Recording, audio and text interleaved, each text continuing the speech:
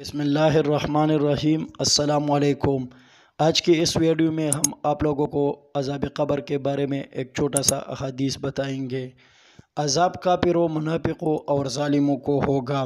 ارشاد ربانی ہے، اور اگر آپ دیکھیں جب ظالم موت کی شدت میں ہوگے اور ملائکہ اپنے ہاتھوں کو پھیلائے ہوئے ہوں گے کہ اپنی جانوں کو نکالو، آج تمہیں ذلت امیز عذاب سے بدلہ دیا جائے گا، اس وجہ سے تم اللہ پر ناحق بات کہتے تھے اور تم اس کی نشانیوں سے تکبر کرتے تھے۔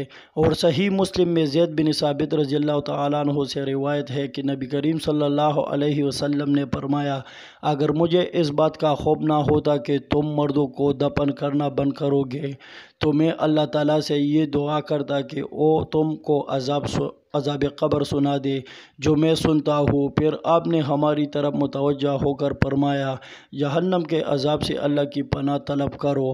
صحابہ کرام نے کہا، ہم جہنم کے عذاب سے اللہ کی پناہ طلب کرتے ہیں۔ پھر آپ صلی اللہ علیہ وسلم نے فرمایا، تم عذاب قبر سے اللہ کی پناہ طلب کرو۔ سب نے کہا، ہم عذاب قبر سے اللہ کی پناہ طلب کرتے ہیں۔ آپ صلی اللہ علیہ وسلم نے فرمایا، تم ظاہری و باطنی فتنہ سے اللہ کی پناہ طلب کرو۔ سب نے کہا، ہم ظاہری و باطنی فتنوں سے اللہ کی پناہ طلب کرتے ہیں۔ آپ صلی اللہ علیہ وسلم نے فرمایا، تم دجال کے فتنوں سے اللہ کی پناہ طلب کرو۔ صحابہ نے کہا، ہم دجال کے فتنہ سے اللہ کی پناہ طلب کرتے ہیں۔ اللہ ہم سب کو، امت مسلمہ کو عذاب قبر سے بچائے، اور جتنا بھی ہو سکے اس کو آگے شیئر کرے، اور اگر چینل پر نئے ہو اور سبسکرائب نہیں کیا تو برائے مہربانی چینل کو سبسکرائب کرے۔ شکریہ۔